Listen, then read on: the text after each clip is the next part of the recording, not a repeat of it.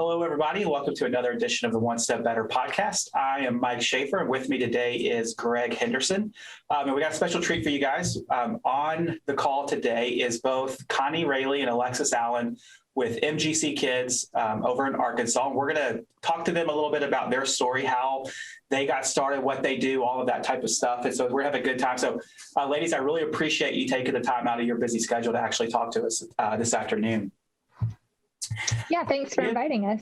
Yeah, absolutely. I want to give you guys an opportunity, because you'll be able to say it a lot better than I could, to talk to our listeners about what you guys do over at MGC Kids, the communities you serve, and how you got started. Absolutely. Well, Alex, I would love for you to tell them what we do. Okay, I'll be happy to jump in then. So we are a children's activity center. So that encompasses gymnastics, cheerleading, childcare, a ninja program. And when I say childcare, an after-school program for school-aged kids, and then a Mother's Day Out program for preschool kids. And that's just a few of the things we do. So we are in a small community called Maw Mill. And it's a beautiful thing. We started a long time ago in our local community center. And Mom, I'll let you dig into this a little bit more in a bit, but we've grown into our own facility over the years, but we keep growing and expanding. And so when I said that that's just one of the things we encompass, some of the things we have done over the years is we have a yoga program. We've had what's called Drama Kids. We've had an outdoor adventure program that was really cool. So the things I first mentioned are our core, but we do a ton of things in the community and are always looking for new and fun things to help serve our kids and our families. So that's a big niche of wanting to serve kids in the community. How did all of this come about? Well, that one's you. Well, I was trying to do the math, and Mike, you're the accountant, so I'll let you do the math. We think we started in about 1985. So what does that make us? Are we 40 years now? It's 35-ish, yeah. Getting close, 36. Yeah. 35. So that long ago, my children were very small, and I just started teaching a few gymnastics classes at our local community center. Our town was small. I had maybe 3 kids. I'd fold out some mats. I had a little wooden balance beam, and I would just go a couple nights a week and just loved what I did. I had already started my gymnastics coaching career at YMCA, so that was just a really welcoming feeling to me, just to be in a place that was a part of the community. So as our town grew, so did the gymnastics program. And before long, they moved me from the little room I was in to a bigger room. And then I had to start hiring people because it just got to be more than one person could do. And then fast forward probably another 8 years later, and we had taken over 3 floors of the community center. They had actually expanded the community center and built us our own space, thinking it would be big enough, but it wasn't. Wow. The town kept growing. We kept growing. So we were on the top floor in our designated space, and then down in the basketball gym when they would allow us to be.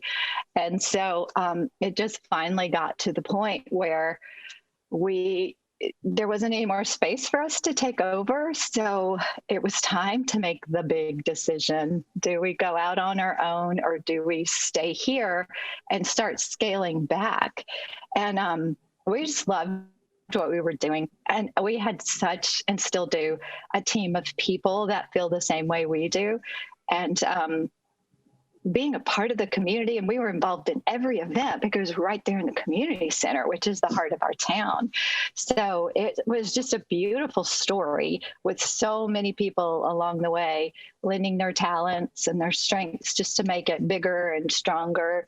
So we finally did. I remember one day walking into the community center, and, when you're trying to make a big decision like that, and it's a big risk and you're really stepping out of your comfort zone, you look for signs, right? No, you kind of look for a sign. Yeah.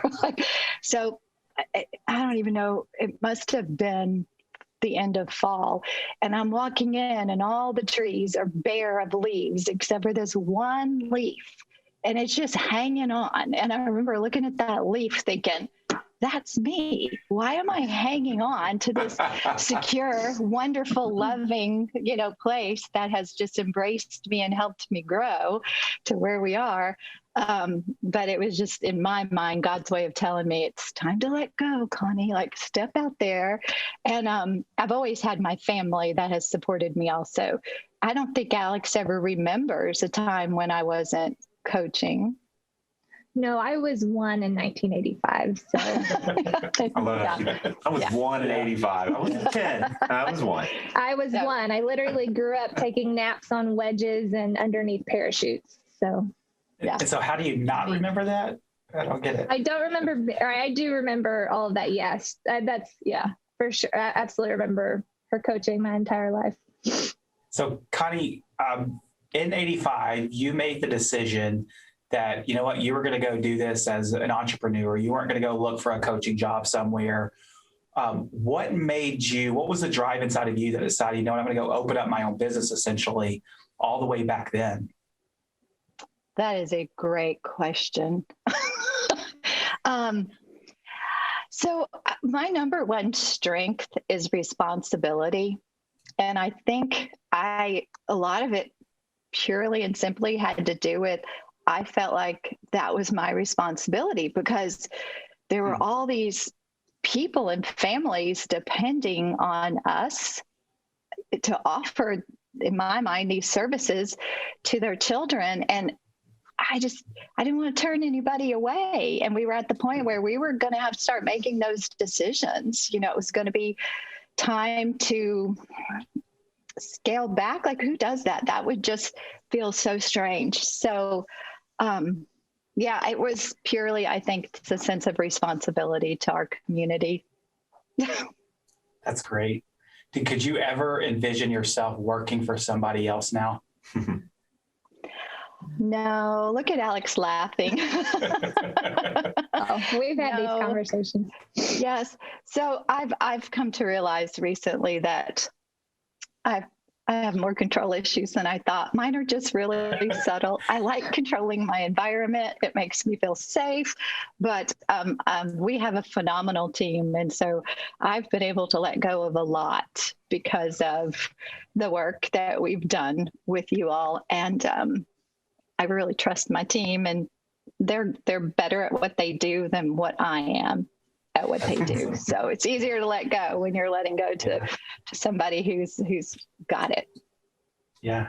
So Alex, when did you first really, I guess, officially get involved, other than, you're hanging around the gym all the time, but actually officially get involved in helping run the business? Yeah, other than being in a walker running up and down the vault runway. So I started coaching, I think, when I was around 16. There's no real record of when that actually happened. It is funny, though. We have a family that came in just a few years ago that the mom, because our town is small, and it used to be, we had one stoplight and everybody knew everybody. It's different now. It's much bigger. But she walked in and she said, because we used to, back in the day, my mom also went to a lot of daycares and taught classes within the daycare. And so the mom came in, this was just a few years ago, and she said, oh, I remember when, and this was the mom, so she remembered when she was a little girl, she was in one of those daycares, and I was coaching her as being like, I don't know, 7 or 8, because I would go with my mom. So when I officially started, I'm not sure. I think I've been coaching my whole life as well. But I did go away to college, and I had a job. I had a couple of jobs. I owned my own swim lesson business, private swim lesson business. I was the merchandise manager for the minor league baseball team here. And that was really cool. If any of you know what the winter meetings are, I got to go, and that was awesome. But after that is when I think I came back in more of a permanent, and also not just a coaching role, but a more of an administrative role. And I just missed the kids because, my mom keeps saying it was her responsibility, and that's because of the Strength Finders test she took, and she saw that. But the rest of us would tell you all that came from just a drive in her heart, and that this place has always been led by just her heart. And a lot of businesses aren't led from that direction. A lot of businesses are led from more of a logical or business point of view, where she just always made choices. What's in the best interest of that child? What's in the best interest of that family? What can we do to give more to people? So that's a completely different environment to work in. And I think really more than anything, that's I came back and I stayed. Yeah. So over the 30-year evolution of what you guys are doing, what are some of the ups and some of the downs that you guys have experienced? Plenty. We're a business, plenty. Yeah. The ups, I mean, we have a phenomenal community. I think that got mentioned before, even during COVID. One of the programs we ran when it very first hit was any family who wanted or could to continue paying something or anything, that we would hold that money. And then when COVID was kind of, I don't know, quote unquote over, when classes started back, we would use that as a credit on their accounts. And we were completely blown away by the people that didn't hesitate. And they weren't even like, hey, I'll give $20. I'll pay my full tuition, which for some people it's a couple hundred. And during COVID, if you have couple hundred, if you have multiple kids. And during COVID, that was a big deal. So that's definitely a up. We do get really good families in here. I don't know how to explain that, but that's always a up. And just seeing our people in our community rally anytime, because I think as a small business that's family owned, I mean, which challenge do you want to know about? Or which up do you want to know about? I mean, there are so many, and they're always going to be here and be coming. But we were just talking about this the other day. There's always as many good things as there are challenges if you look. Mom, can you think of anything specific? I feel like I'm being really general. I think for me, some of the tough times, I'm going to call them, were when I lost a really key person. When they moved on, for whatever reason in their life, it's hard because people are family here. We have a lot of our former athletes that are now on our staff and part of our family and our team. So we become very invested and very close.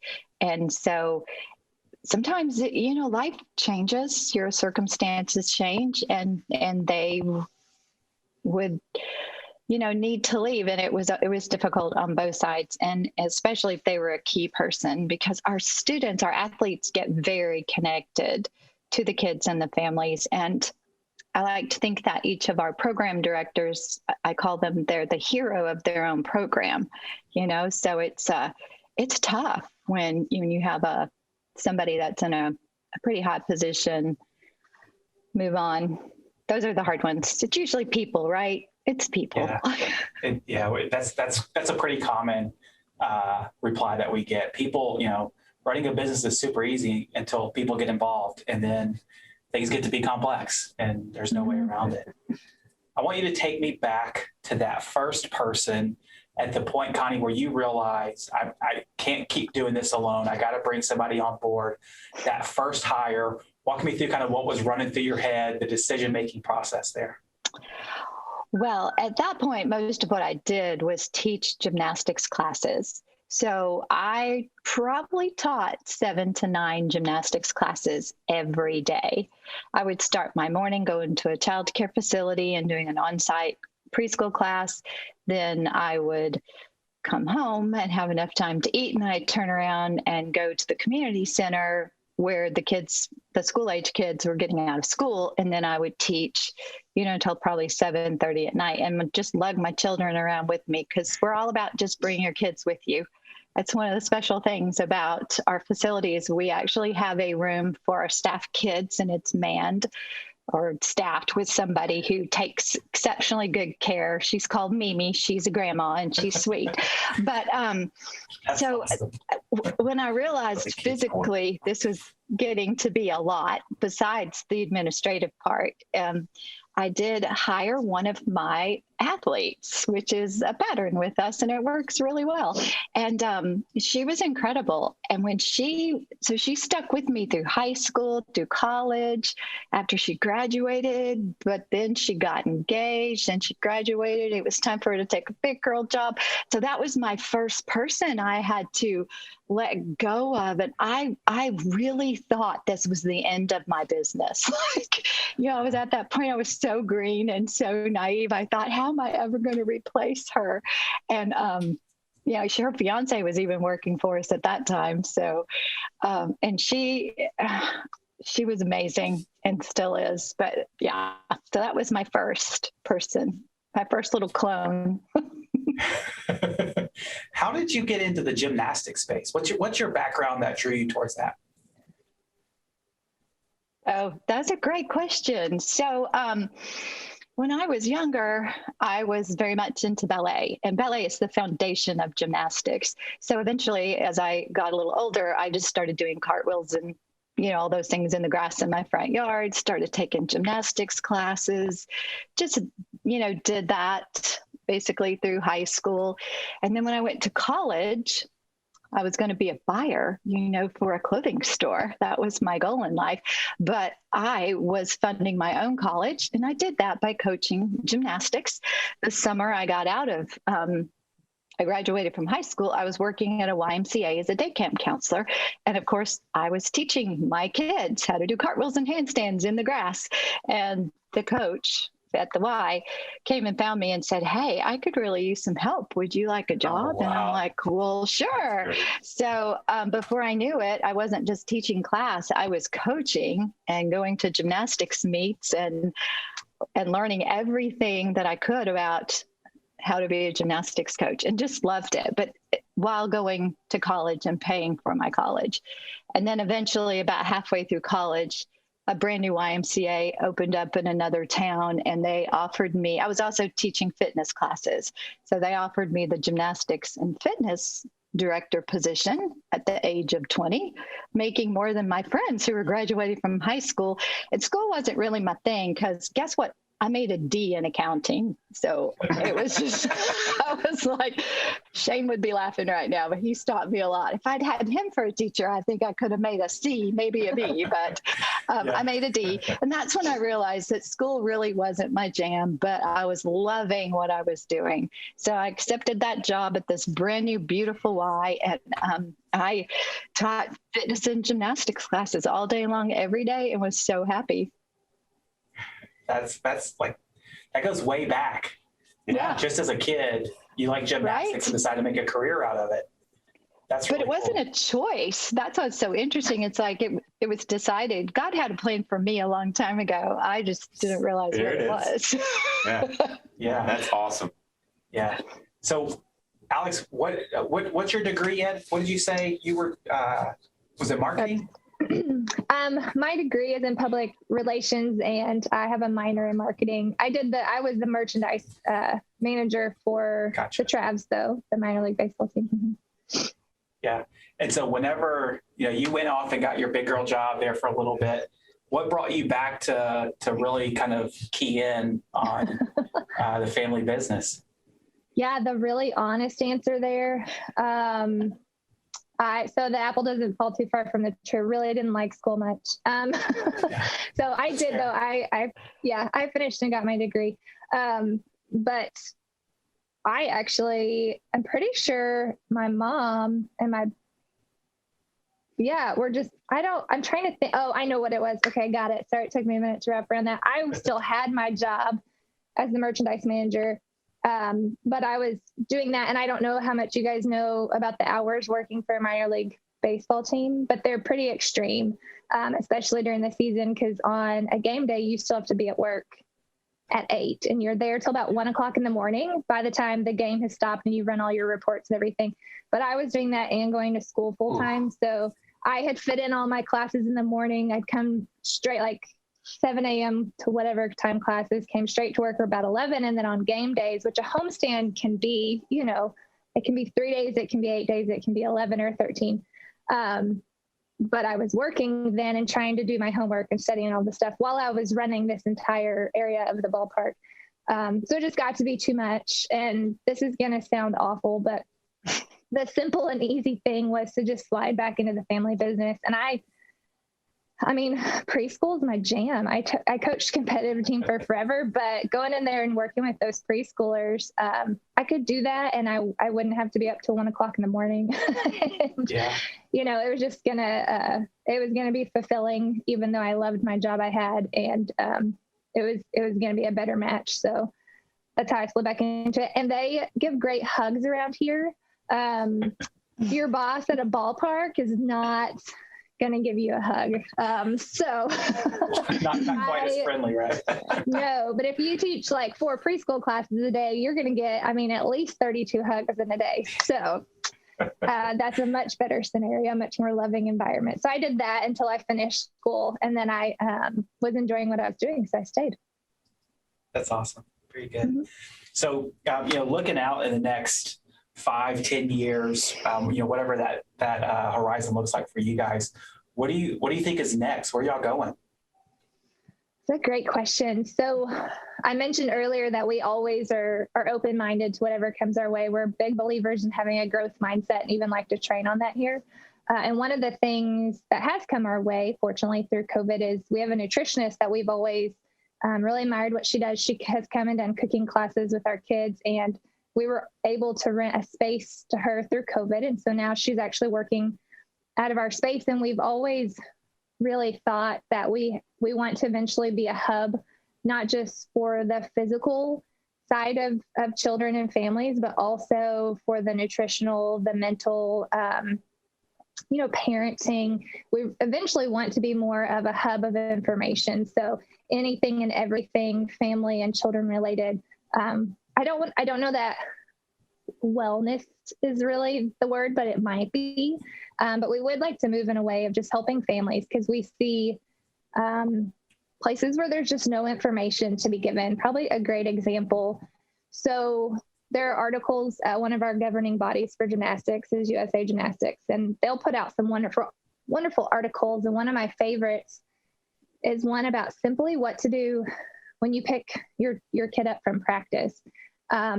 Especially if there's a skill they've been struggling with. So a great example is a back handspring. That's a skill that you could have it, and then you might get what a lot of people in the industry call a mental block. So a kid just stops throwing it. They feel like they can't, but they physically can. So we'll just use that as an example. So let's use you, Greg. Let's say that you dropped your daughter off at gymnastics and she's struggling with that back handspring. And then you pick her up after class, and the moment she gets in the car, you say, "Hey, how did that back handspring go?" Well, you just put a lot of pressure on your daughter, and she probably doesn't want to answer whether it went well or it didn't. Greg. Yeah, good job, Greg. I would do that, by the way. That would be me. Oh, that's hilarious. Okay, well, let me keep teaching then. So, well, and this is something that I learned from USAG, but that would put a lot of pressure on that child, because, if they didn't get it, they really don't want to have to admit that, and if they did get it, here's the thing: when they got in the car, they're going to be excited and they're going to tell you. So really the best thing you can do for your child is let them get in the car and have that time to decompress, especially if they're a competitive athlete and they've been practicing for multiple hours. They've been practicing for multiple hours. Same thing picking your kids up from school. If you just picked them up from school, they've been doing that for hours. Let them have time to decompress. And guess what? I have an 8-year-old boy, and when he gets in the car and I say, "Bo, how was your day?" He's like, I don't know. And he tells me nothing. When I let him get in the car and have that 10, 12 minutes to decompress, guess what? If you wait, he starts telling me almost everything. Or if I give him that time and then I just say a statement like, this is going to be a horrible example, but it's what came to mind. "You're in a great mood. You seem like you had a great day today."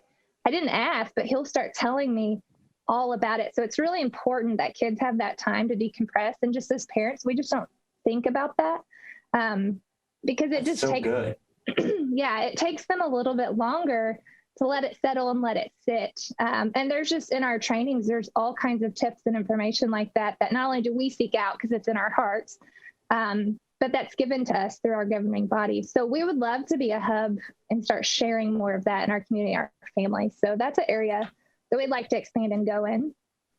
I love that it ties to what their mission is about off the mat, right? Yeah, they want to do stuff off the mat, but they also want to do stuff off the mat, and I love that. If you can talk a little bit more into that, that'd be great. Yeah, so we've always been really big into the mental side of training, and I probably should tie this one back to my dad a little bit. So let's back up a touch. Little family history. I'm one of 4 girls. And yes, that's a lot of girls. My poor dad, we've always had boy dogs. So yes. A lot of ways, yeah. Well, yeah, that too. But he coached a lot of our teams and he even coached sports that he was an athlete, but he just never played. So he learned a lot about them. But really, as I was growing up, I was in this unique spot because everybody's always like, what level gymnast were you? Well, I would tell you I was an athlete because I played a lot of sports, but I got to watch my parents coach. And so I think I was more raised in this world of getting to see these two people coach and learning how to be a coach from a young age. And what my dad always really focused on was the mental side of coaching. And that's so important. You can take a team. It kind of reminds me of like the Bad News Bear movies, that even if they don't know how to play the sport, if you can help them mentally get into a place that they will be the most effective.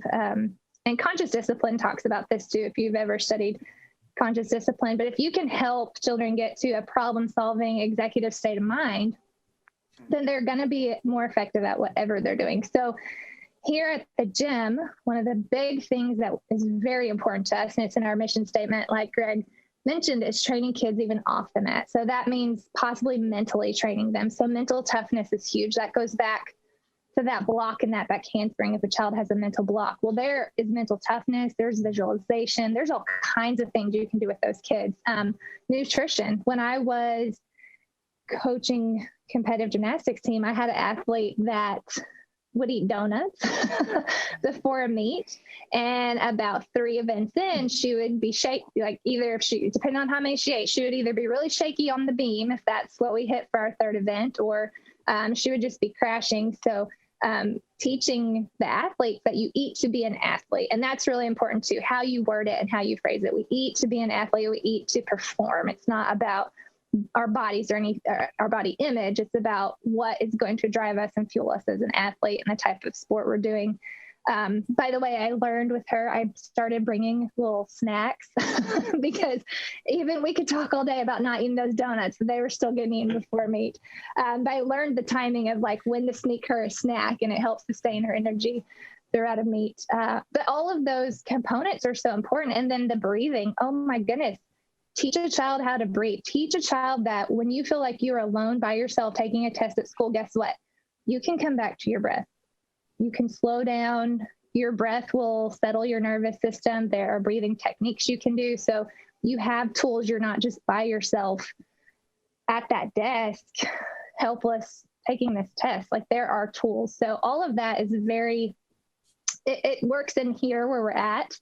We used to choreograph breaths into gymnastics routines. So teaching them when to stop and take a breath.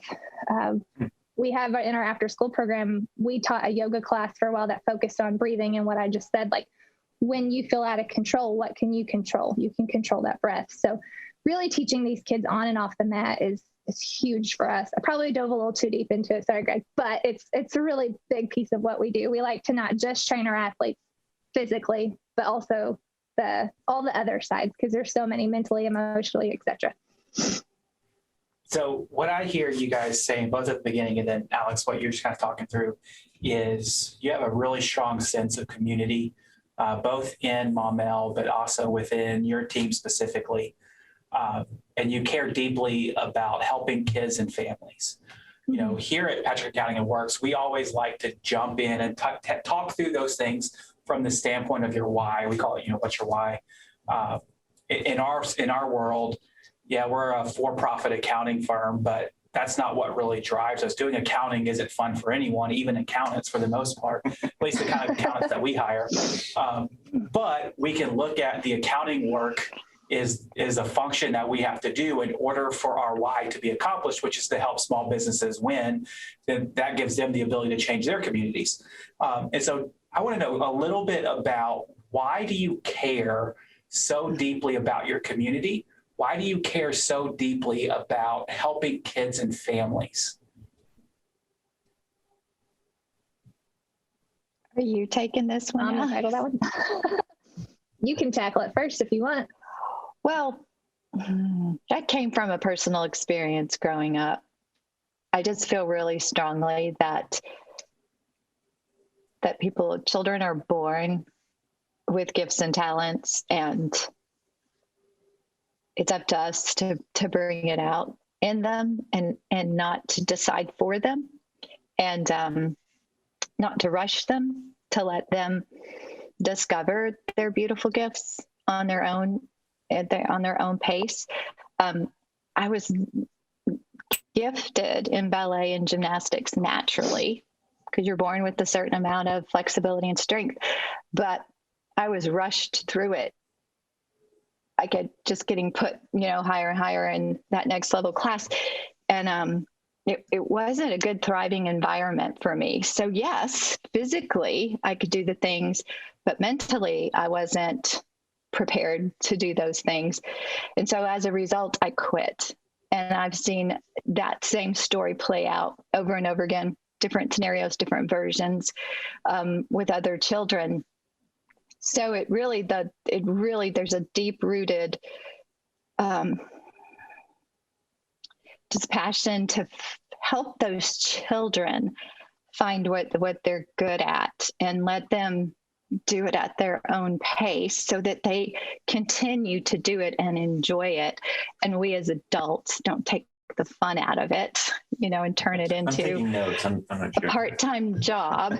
And so that it comes from this very deep-seated, pulling from my own experiences, watching others. And I'm not afraid to tell a parent if they're not a good fit for us, if they're extremely highly competitive, and I especially don't think from what I'm seeing that it's in their child's best interest, I'm not afraid to tell them and help them find maybe a different facility that is better suited, because that's not us. So it really drives and comes from my personal experience. That's awesome. Alex, do you have anything to add to that? The foundation, the foundation of this place is that message in her heart. Anybody that has worked here over the 35 years will tell you that we celebrate every victory a child has, even if it's as small as they finally point their left toe in their cartwheel, because every child's experience is different. Some kids that cartwheel may be the biggest skill they ever get. Some it'll be the double full, but both of those should be celebrated equally. And then the mental aspect, like she was just talking about, we've heard that story a lot too. And so we will never rush a child, and everybody knows, especially in preschool, there are kids that are physically very capable. So you just challenge them a little bit more in class. There are small things that you can do to just give them little challenges. So nobody's held back, everybody's working at their own pace, but you don't move them to the next level because that defeats the child. You want to keep them in a space where they're succeeding and they're doing well. So that is the foundation above anything else around here, is that we celebrate everybody's success, and we really do let those kids move at their pace. We've, by the way, really never just said, hey, you need to get out of here to anybody. I've never said that. I know, that's what I'm saying. You have not. We just tell them. I love the little bit of marketing in there, right? Yeah, but we tell them what we're all about, and we do want them to be somewhere where it's a good fit. And most people really enjoy that little niche that we have. We're not trying to make your kid an Olympian. You've got a less than 1% chance of that. We're trying to help them be the best that individual child can be. And that's a really important message. And it's really powerful when kids know that you don't have to be more than you are. We're just trying to help you be the best version of yourself and where you want to go. And whatever that looks like is perfectly okay. That's great. There's a difference between, hey, I think you need to leave, and are you sure you need to be here? Yeah. Both accomplish the same thing. Did I say that? Did I say that? Well, I was just kind of, no, you're good. And we have so many phenomenal, we have so many phenomenal gyms around us that all have their own niche. So if we do see somebody that we're like, we think you should go look at that gym, we just think it would be a really good fit for you, it's really coming from a wonderful, loving place. So. Well, but that's just an indication of you understand your why and what you're trying to accomplish. And if there is a parent that isn't in line with that, then it's not going to be successful for either you nor them. Right. And it's it's important to help sometimes coach people up, but it's also important sometimes to help coach people out. And I think that's a perfectly reasonable thing to do. We work Connie, hard Alex, to go ahead. Sorry. I was going to say, we work really hard to keep good relationships with the other gyms so that we can really find the best place for a child to grow and thrive and just be all they're meant to be. Yeah. And that's important. That's so very important, so that you do understand the landscape around you and you find that ideal customer, is what we call it, because that's where you know that what you're doing, you're passionate about doing, is really going to find meet a need that somebody else has. And that's what's fun about work. Nobody wants to come in and punch a clock and deal with people that don't really jazz you up. So. Well, Connie and Alex, I really appreciate you guys taking the time to talk with this afternoon and getting to know a little bit more about your story. Help our listeners, if they want to learn more about you guys, where can they find you? How do they get in contact with you? Go, Alex. I got this part. MGCkids.com. And just to make sure everybody caught that, the MGC stands for Maumelle Gymnastics and Cheer. So MGC Kids with an S on the end.com. We're also on Facebook, so you can find us there. And then this is a fun one. Greg, I don't think you know this, but our phone number is actually 501-753-KIDS again, so KIDS. So that's the perfect way to find us, reach out to us. And we are those owners that when you call, if you want to talk to us, we're happy, to chat. But we have the most incredible, loving staff. Not luckily, I think that it was purposefully done, but all that heart that my mom created this place with has just attracted more of that. So we have a phenomenal team, and anybody is more than happy to answer questions. Very good. Well, like I said, thank you guys for joining us. For our listeners out there, we really appreciate you taking the time out of your day to spend some time listening to stories about small businesses and how we can help and be involved in helping small businesses win. If you have any questions for us, you can always email us at onestepbetter@patrickaccounting.com. You can find us on Facebook, LinkedIn, all the social media places that are actually listed right here, as well as leave us a comment or a rating on Spotify, YouTube, wherever it is that you're listening to this podcast, and we would love to hear from you. So once again, thanks for listening, and I hope you guys have a great day.